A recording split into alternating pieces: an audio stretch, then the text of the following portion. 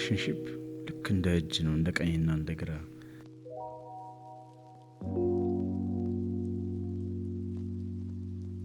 የአንዱ ጥንካሬ አንዱን ጋብ እየሞላ እንደዚህ ሲታይ አያምርም፣ ግን ጠንካራ ነው፣ አትነቀንቀው።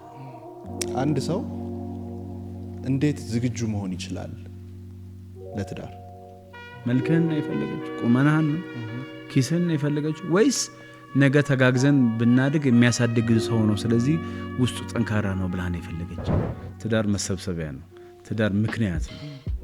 ትዳር ቤት ለመመለስ ምክንያት ነው፣ ላለማምሸት ምክንያት ነው፣ ሰካራም ላለመሆን ምክንያት ነው፣ ድራጉስ ላለመግባት ምክንያት ነው። ትዳርን አይ ቲንክ ፎርሙላ ያለው አይመስለኝም። አንድ ሰው እንዴት ዝግጁ መሆን ይችላል ለትዳር? ወጣት የሆነ ሰው ማለት ነው።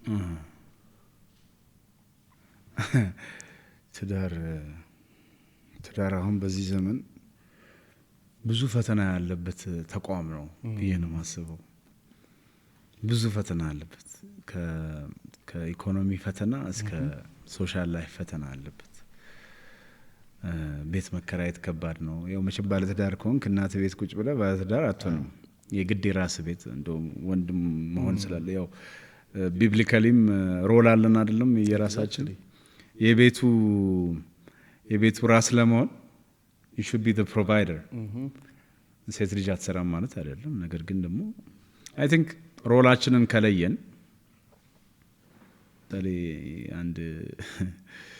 አንድ ብራያን ኩዊን የሚባል ጓደኛ ነበረኝ። ጓደኛ ስለ የ30 ዓመት ዲፈረንስ አለን፣ ግን ጓደኛዬ ነው። በጣም ማቹር ሰው ነው እና ምን ይለኝ ነበረ ድሮ እንግሊዝ ሀገር እንትን በምንልበት ጊዜ ይሲ ሪሌሽንሺፕ ልክ እንደ እጅ ነው፣ እንደ ቀኝና እንደ ግራ። አየሁ ይሄ ሙሉ ነው፣ ይሄ ሙሉ ነው፣ ነገር ግን ጋፕ አለው ሁለቱም። ስለዚህ እንደዚህ ከሆነ አያት ጭጣት እንደዚህ ከሆነ ተገጣጥሟል፣ ሲታይም ያምራል፣ ነገርን ዊክ ነው። እንደዚህ ከሆነ ግን የአንዱ ጥንካሬ የአንዱን ጋፕ፣ የአንዱ ጥንካሬ የአንዱን ጋፕ፣ የአንዱ ጥንካሬ የአንዱን ጋፕ እየሞላ እንደዚህ ሲታይ አያምርም፣ ግን ጠንካራ ነው፣ አትነቀንቀው። በዛ ላይ ብዙ እጸጾችን ብዙ ጥረቶችን ያሟላ ነው። በትዳር ውስጥ ጥንካሬም ድክመትም፣ ጥንካሬም ድክመትም፣ ጥንካሬም ድክመትም። ለዚህ ነው ሌላኛው ሰው ይሄን ያለው ግን የሚሞላ ሰው የሚያስፈልገው፣ ሲነርጂ የሚያስፈልገው። እኔ የሞላው ነኝ የበቃኝ ነኝ ብሎ የመጣ ሰው ትዳር ላይ አይሳካለትም። ሴቷም ወንዱ ጥንካሬውን ያወቀ ድክመቱን የተረዳ ሰውስ ይሳካለት። አንቺ በዚህ ብትደግፊኝ። ድሮ ቤተሰቦቻችን አንተ ትብሽ አንቺ ትብሽ ማለታቸው ትብስ ማለት ግድ የለም ልተውልሽ፣ ግድ የለም ልተውልህ፣ ኢንካሬጅ መደራረግ ይመስለኛል። ምግብም ከሆነ ካለችው ላይ ተጓርሶ መብላት፣ ልብስም ከሆነ ተቋድሶ አንድ ላይ ሆኖ መኖር፣ የአይምሮም የእውቀትም ጋፕ ካለ እንደዛው መደጋገፍ፣ መከባበሩም ልክ እንደዛው። ስለዚህ ሲነርጂ ካለው ያኖራል።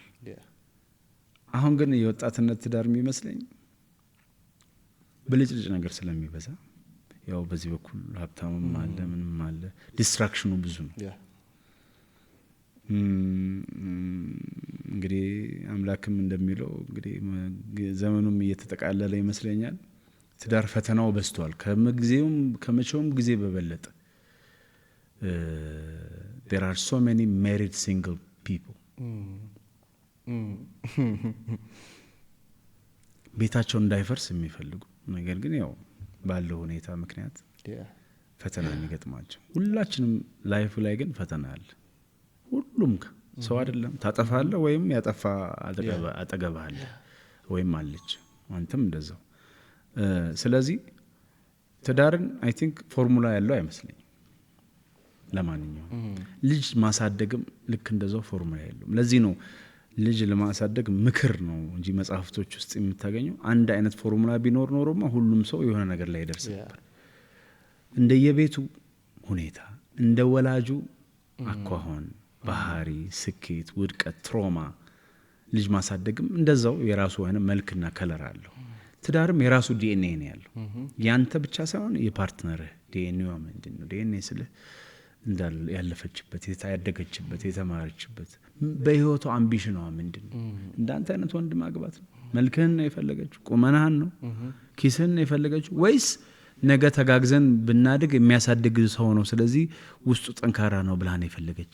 ከዛስ ዴሊቨር አድርጓል አላደረገም ብላ ስትገመግምስ፣ እሱ አንተስ ስትገመግማት፣ ስታረግዝ የጠላሃት፣ ስትወፍርብ ሜዲኬሽን ሰውነቷ ሲገባ ሆርሞና የቀየራት፣ አፍንጫዋን የወደድከው አሁን ነፋ ስላለ አልወደድካትም። ብዙ ፋክተር አለ። የዚህ ሁሉ ግን መጨረሻ ምንድን ነው? ይሄ ነው፣ ሲነርጂ ነው። ጎዶሎ ሲኖርሽ መምራት ያስፈልጋል። ሲኖረኝ እንድትሞይልኝ ይፈልጋለሁ። ልጆች ስናሳድግ ፈተና አለ።